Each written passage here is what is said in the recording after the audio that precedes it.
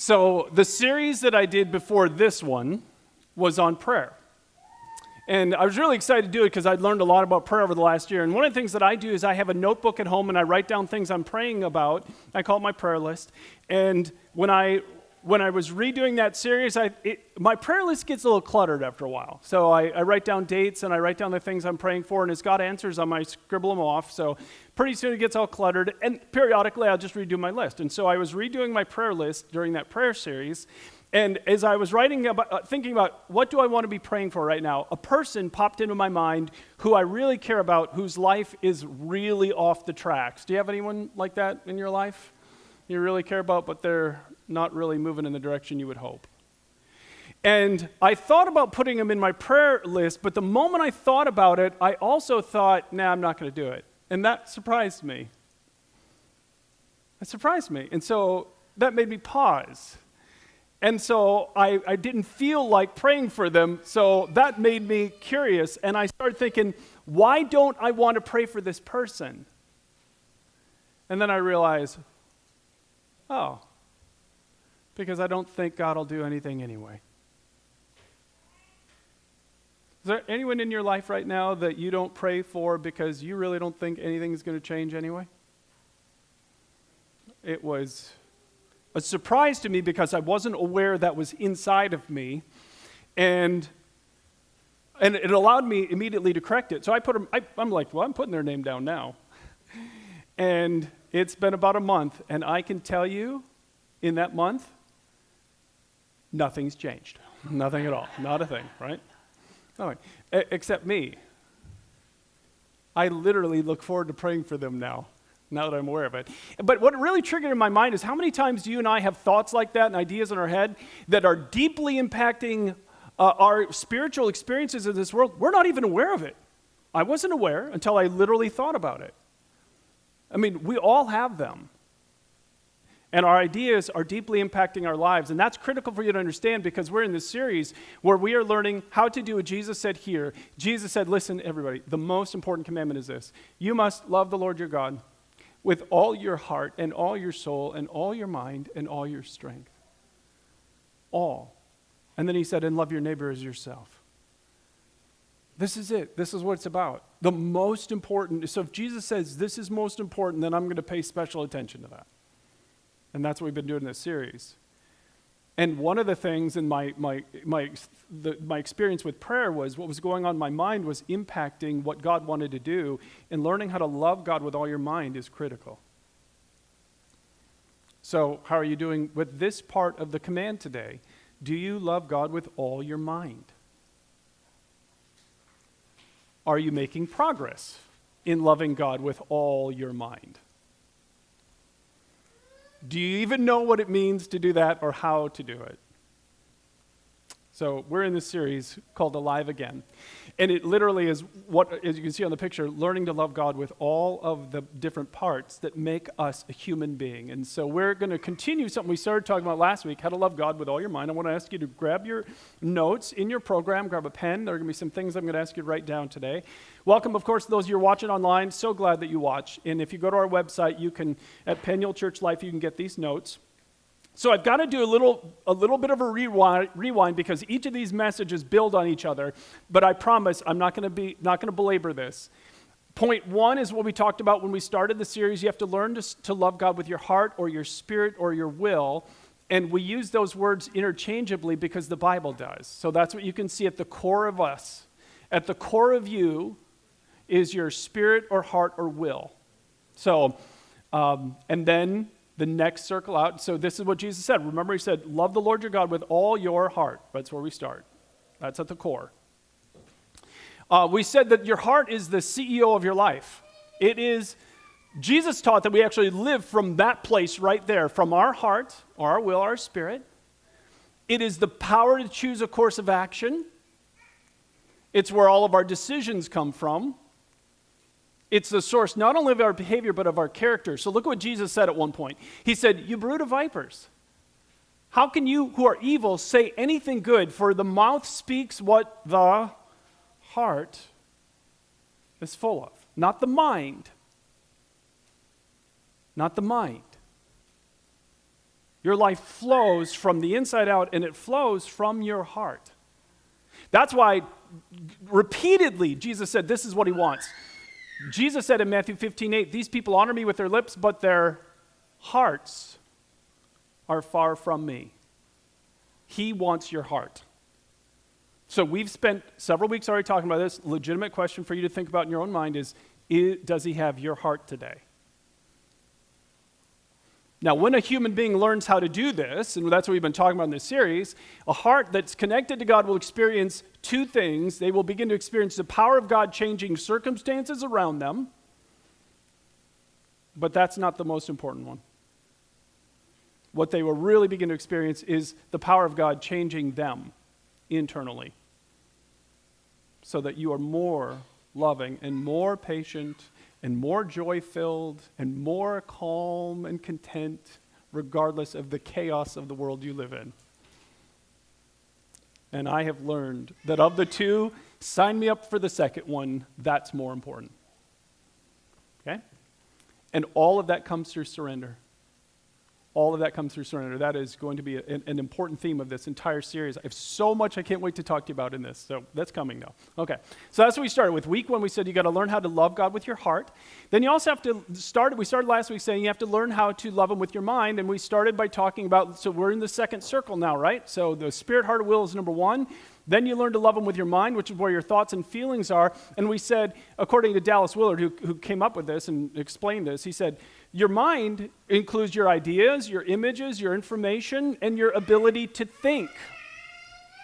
These 4 things control what's going on in your mind. And we said last week, according to Dallas, that of these 4, the 2 most important are your ideas and your images. Ideas, these are assumptions about reality and the ways we automatically interpret life. These are things we believe without even trying to believe them. So isn't it true that there are people that you probably know who have the idea that God doesn't love them? That God doesn't care about what they're going through today?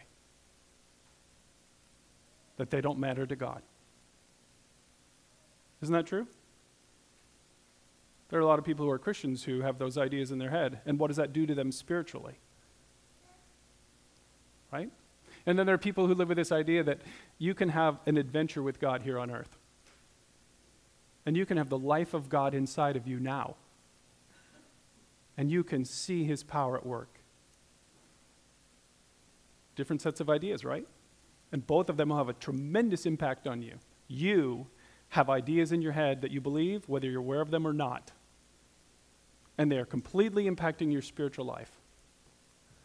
And then images, Dallas said, are even more powerful than ideas. These are pictures in our mind that carry emotional force, and because they carry that emotion, they're more powerful than ideas because they do. And so again, I'm just giving you a summary because we're going to need this for what we're going to talk about today. And what I want you to always understand, remember those 2 circles. The heart is the beginning, right? It's where you make your decisions and your behavior and your character come from. But it's drawing all of its power and fuel from your mind and what you're thinking. That's what you have to understand. These first 2 circles interact with each other constantly. Your heart is drawing power from your mind, and we showed you this little formula. This is what happens. You see and hear something, you tell a story. These are ideas. The thoughts in your mind determine what you feel, and then we tend to act out of these 2 things. And oftentimes our behavior, we just think it's just isolated, but oh no, Jesus said it's all coming from this, it's all connected. Okay, so that's the review. I promised it would be short. Now let's get into the solution. Let's talk about what we do with all of this.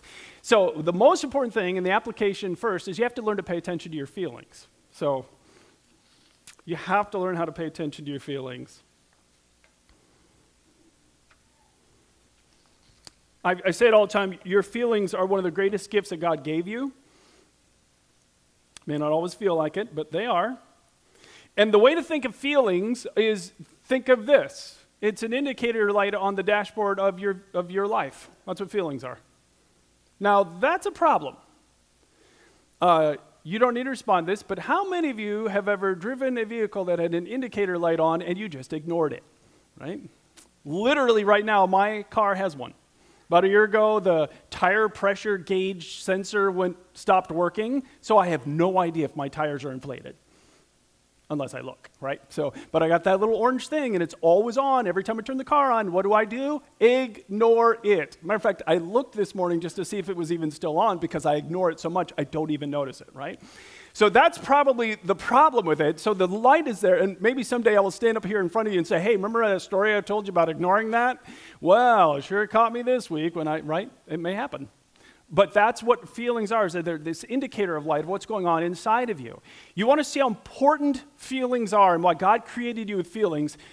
Do you know the first story of murder in the Bible? First story of murder recorded in the Bible is in Genesis chapter 4. It's a story of Cain and Abel, two brothers. Some of you, that's all you need to hear. You get it. Or two brothers, right? The first murder story, Genesis chapter 4.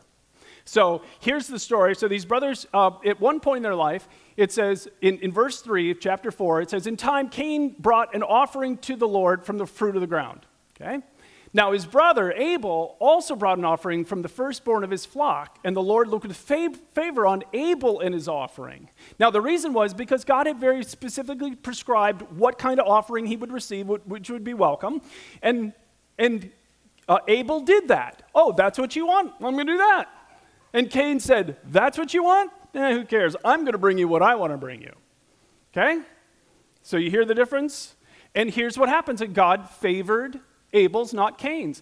But on Cain and his offering didn't look with favor. So Cain became very angry and his face fell. Have you ever bumped into somebody and in a moment, just by looking at their face, you could tell something was wrong? Right? So that's what the story is saying. In a moment, he was so enraged, so furious, that it's like everybody looking at him could see. And so it says in verse 8, Cain said to his brother Abel, hey, let's go out in the field. And there he rose up and he killed his own brother. Now, it doesn't seem like this is a murderable offense, right? Doesn't seem like this is something you should be killing your brother about. So what's going on in the story? Well, remember this chart. This is always, when we're looking at somebody's behavior, this is their will. They've acted out of it. Back up and take a look at this. So the story tells us a bunch of the details. So look at the scene here. God favors Abel's sacrifice, but not Cain's. That's the incident that triggers it, right? So what did Cain do? He told a story. Oh, and by the way, we don't know the story. I'm guessing. This is total guesswork. The Bible doesn't tell us what Cain was thinking. I'm just guessing, right? So my guess could be right or wrong. So, God likes my brother better than he likes me. Or God's never going to be pleased with me. I'll never be able to please him. But for whatever reason, we know that the end result of whatever he was thinking was, and it's his fault. Now, doesn't that describe human nature throughout all of time? I did something wrong, I'm having consequences, but it's not my fault. Oh, it's his fault, right? Still doing that today, aren't we? It's never my fault. It's always got to be someone to blame. It's not me. And so he blames his brother. So what does that do? Well, it creates feelings inside of him, anger and rage. And that leads to action. So his will, remember, his will is fueled by what's going on inside of his mind. And so he actually kills his brother. Now, the fascinating thing about this story, did you notice I've skipped a couple of verses? I showed you verse 3, 4, 5, and 8. Do you want to see what God did? And I find this absolutely fascinating. When God wanted to challenge Cain, he went after one of those four. Look at the one he went after. Why are you so angry? Isn't that interesting? He didn't go after the behavior. He didn't go after the thought. He went after the feeling. Why are you so angry? Isn't that interesting? Now, then he goes on to say, and here's the correct way to think about it. If you do the right thing, the right outcome will happen for you. That's literally what he says. So it's like, yeah, don't worry about it. Just do the right thing next time. You'll never have this problem again. Seems like an easy solve. But the first thing God goes after is the feeling. Now, this is so important you understand this. Your brain is an instant storytelling machine. You never have to sit there and think about what stories you're telling. Your brain just tells stories. It's always interpreting what's happening around you, and many, many, many times the interpretations are wrong, and you can't catch it very often at the idea thing, so at the idea level, so pay attention to your feelings, because the feelings will tell you when you've got something up here that's not quite right. That's what God is saying. Hey, why are you angry? And Cain could have gone, yeah, why am I angry? Especially why am I angry at Abel? He didn't do anything wrong. Why am I angry at him? Is there something else going on there? Right, that's what he wanted. But he didn't do it. So, and by the way, this is a critical question, because for some of you, the most important spiritual question you can answer today is this one. Why are you angry at God? Because it describes what's going on inside of some of you today. Or maybe it's not that specifically. Why are you disappointed in God or disappointed with God? Or how about this one? Why does God just not really matter that much to you? Why doesn't he matter? Think about what we're saying. Why doesn't God matter more to me? Because for many, many people, even followers of Jesus, and I've had seasons in my life where God didn't matter, and I felt nothing. I felt apathy. Okay, that's the feeling. Back up to the ideas. What's going on up here that's causing these things to be how you feel, and then that will drive your will. So I learned this March of 2025. I've talked about this so much. When I started, I flipped on a YouTube video, was listening to a man named Dallas Willard, and this brilliant, brilliant theologian was talking about what Jesus actually was teaching, and he said, this is what Jesus is teaching. This is the good news, that I can live daily with Jesus as part of his kingdom now. We live in a nation, right? And whatever you think, we all know, whatever party you vote for, this is a screwed up nation, right? And we can all blame each other, and we blame each side, and it's crazy. But in the invisible, there is a kingdom that is present here right now. Right now. And it is the kingdom where Jesus rules. And that's present right now. And Jesus' message is, the kingdom has come, and you can live it as a part of this. And if you choose to live in his kingdom right now, then that will allow you to receive his grace, which is his power in your life. And that power will change you and change your circumstances. And life in his kingdom requires this joyful and complete surrender to God. So that's what I learned in March of 2025. It was a new idea. And it made a lot of different emotions inside of me. I got so excited, I literally did a series right at the time as I learned this. So it was called Come Alive. So this is what I've learned since then. That's why we're calling it Alive Again. But not every part of that message that I learned at that time made me feel excited or joy. So here's what I heard, 100% surrender. Okay. So that made me feel something. Notice I've skipped a step. Like I said, I very, very rarely catch it at the second step, but I can catch it right here at the feeling stage. I felt, honestly, fear, anxiety, and a little bit of resistance at the idea of surrendering every aspect of my life to Jesus. You ever felt that? Ever felt like you are unwilling to say to him, you can have my entire life, whatever you want, I'll do it? Does that make you feel scared, anxious, nervous, resistant? That's how I felt. So I'm like, great, now I know what he's offering, and I know the access point is through surrender, and I don't really want to fully surrender.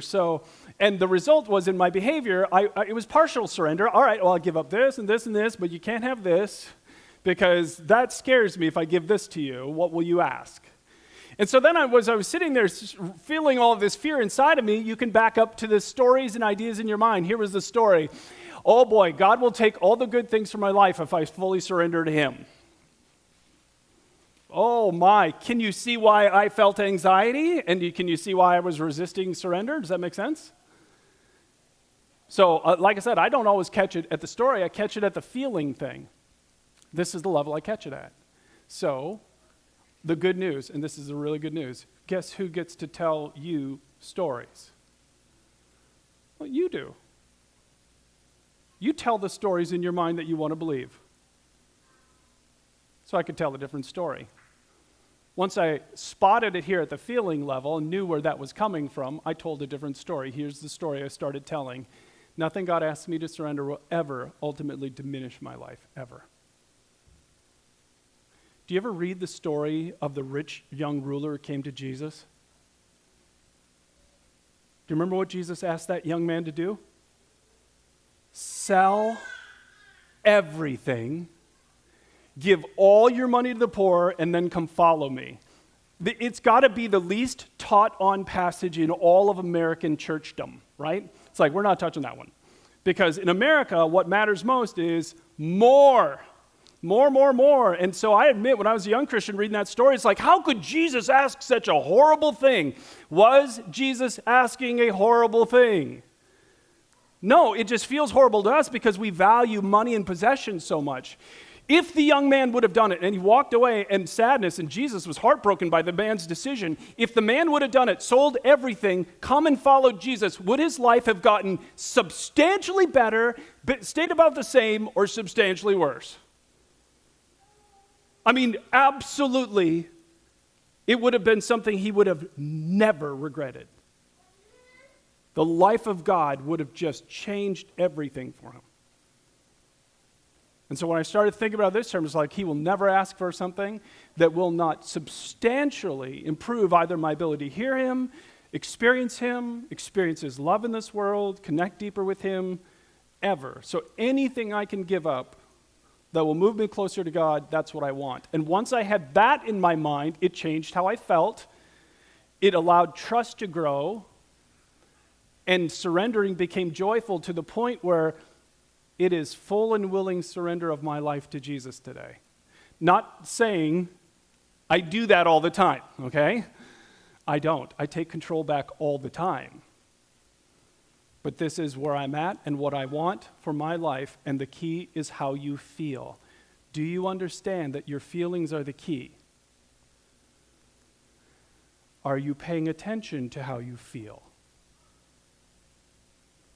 And do you understand how your ideas are creating your feelings, and then they fuel your will? Flip your notes over in the back. Let me just show you this. This is an assignment. We're not doing it in church today, but I want you to at least look at this. Some point this week, would you sit down with a pen and respond to these spiritual ideas? How do you feel about these ideas? Prayer always changes something. God cherishes every moment I spend with him. Jesus is the only true treasure of this world worth pursuing. Heaven blows the doors off anything I will ever experience on earth. Okay? So I'm not reading through all these.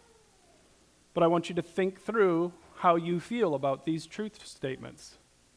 And if you don't feel, yes, excitement, joy, anticipation, some aspect like that, if you feel like, resistance, anything like that, stop and ask yourself, what's the idea I actually have in my mind? So it's just something for you to think about on your own. I wanted to give you a way to apply it. All right, now the only other thing we're going to talk about is this. You got to give your mind new input. You got to give your mind new input.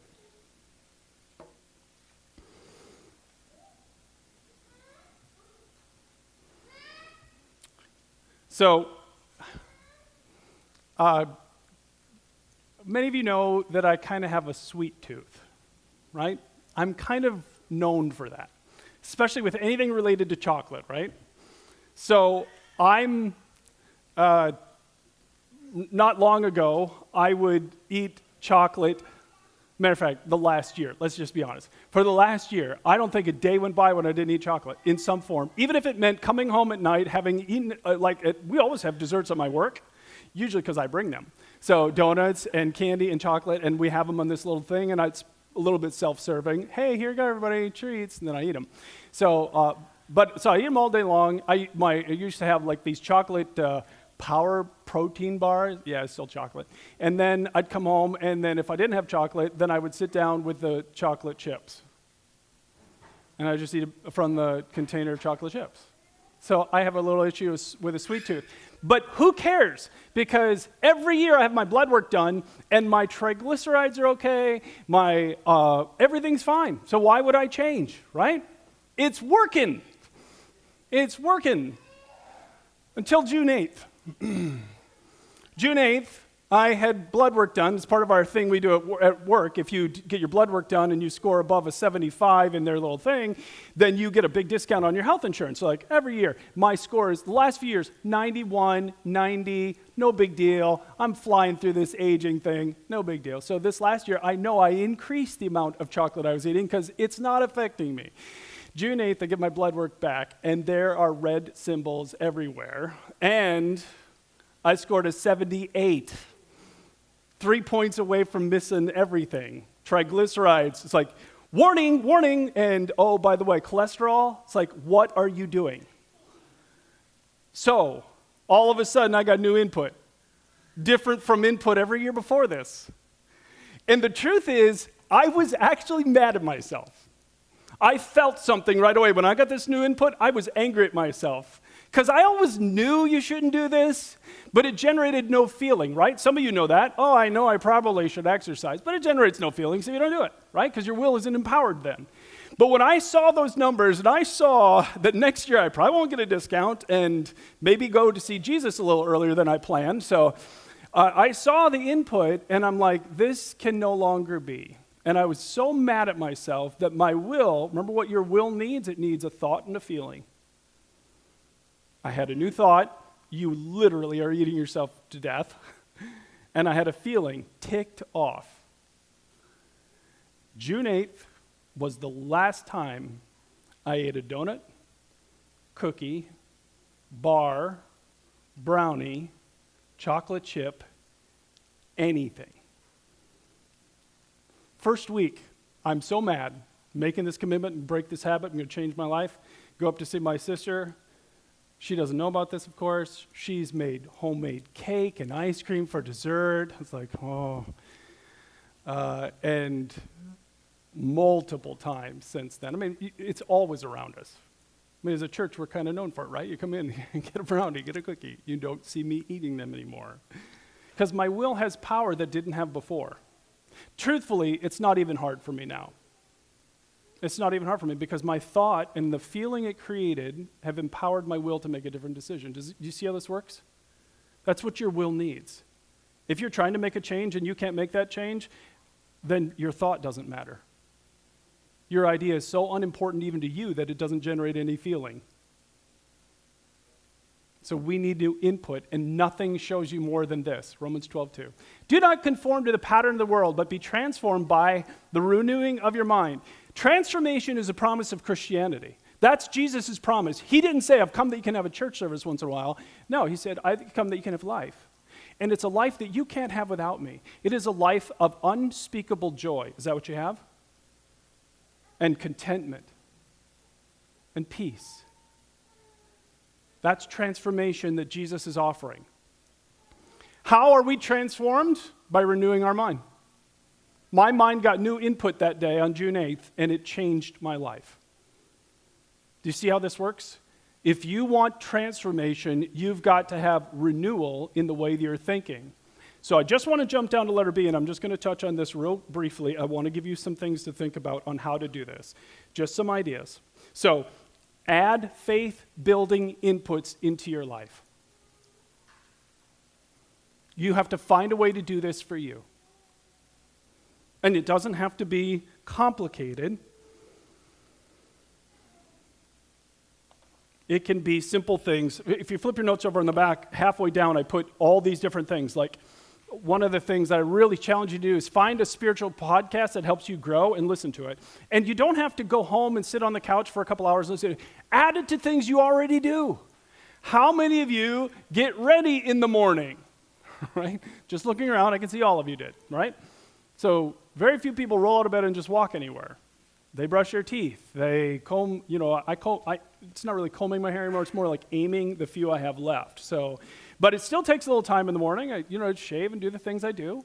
So what I do when I'm doing that is I open up YouTube and I listen to Dallas Willard.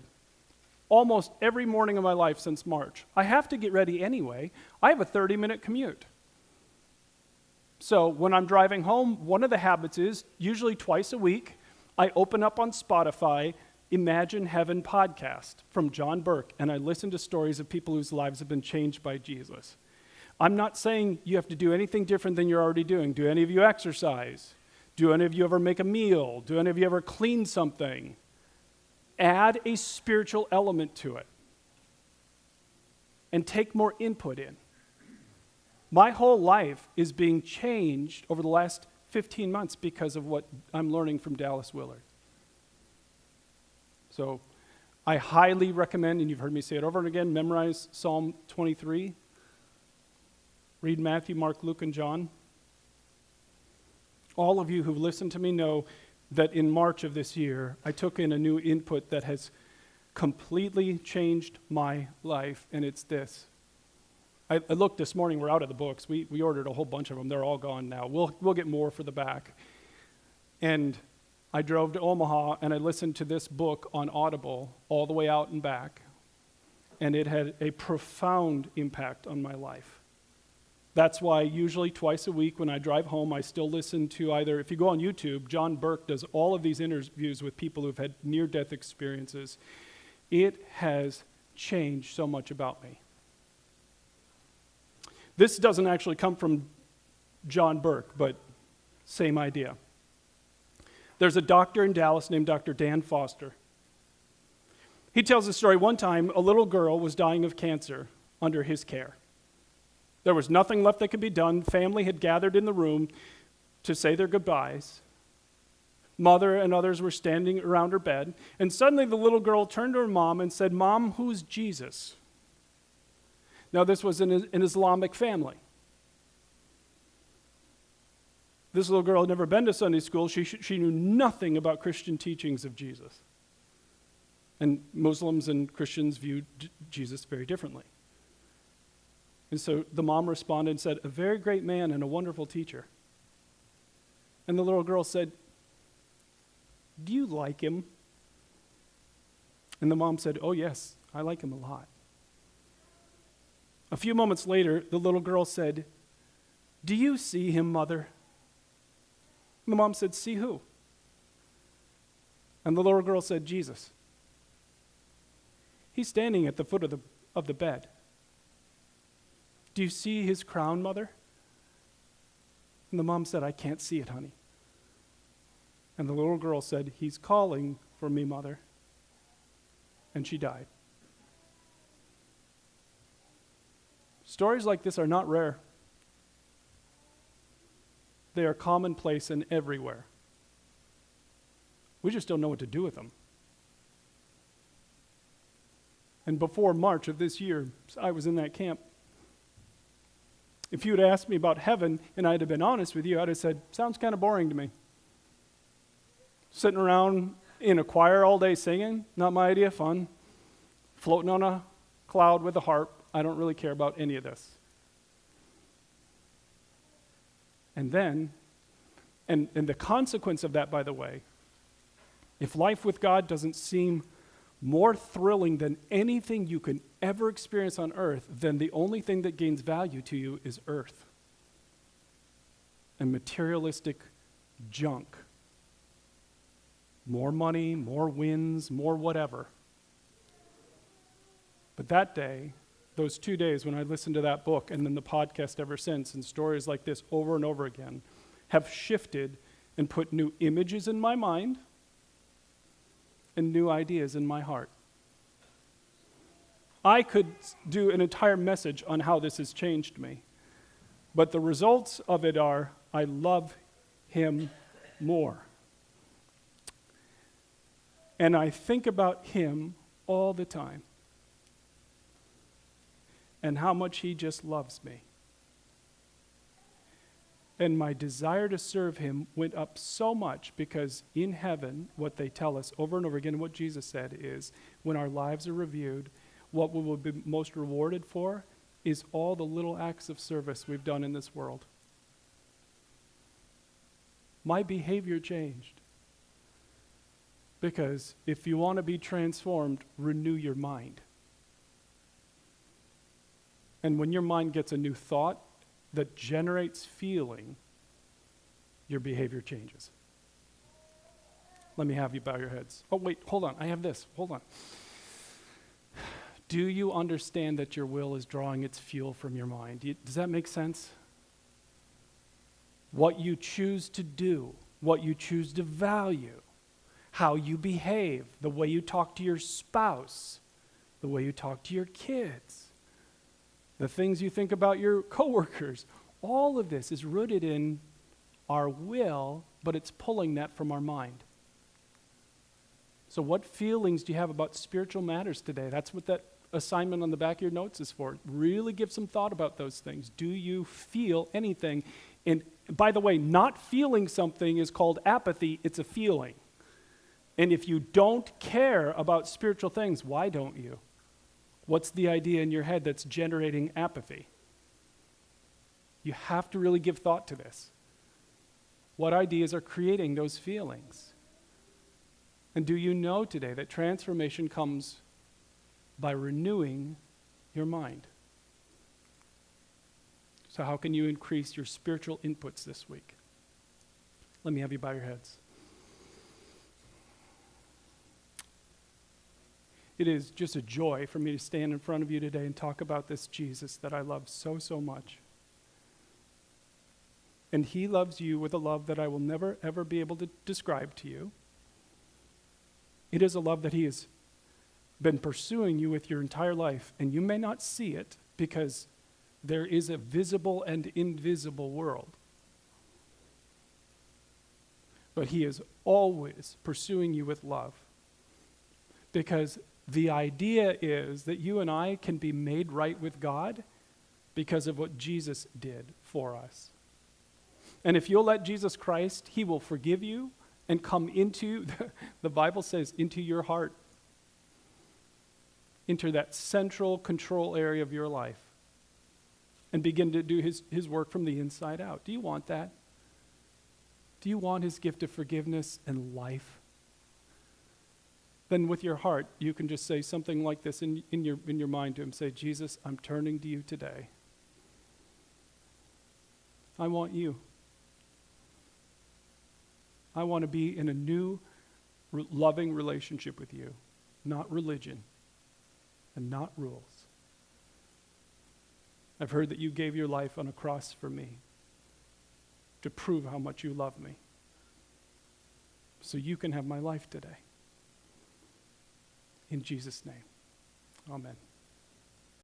Hey, we want to thank you for taking some time to watch this service today. We hope that you found it to be something that will really help you in your spiritual growth. If it raised questions for you that you want to ask us, you can go to our website, again, at Peniel Church Life, and you can send a message to us through our website. Or if you've made a spiritual commitment and you want us to know about it, we would love to send you some follow-up material in the mail. So please don't hesitate to reach out to us through the website. And as always, thanks again for watching.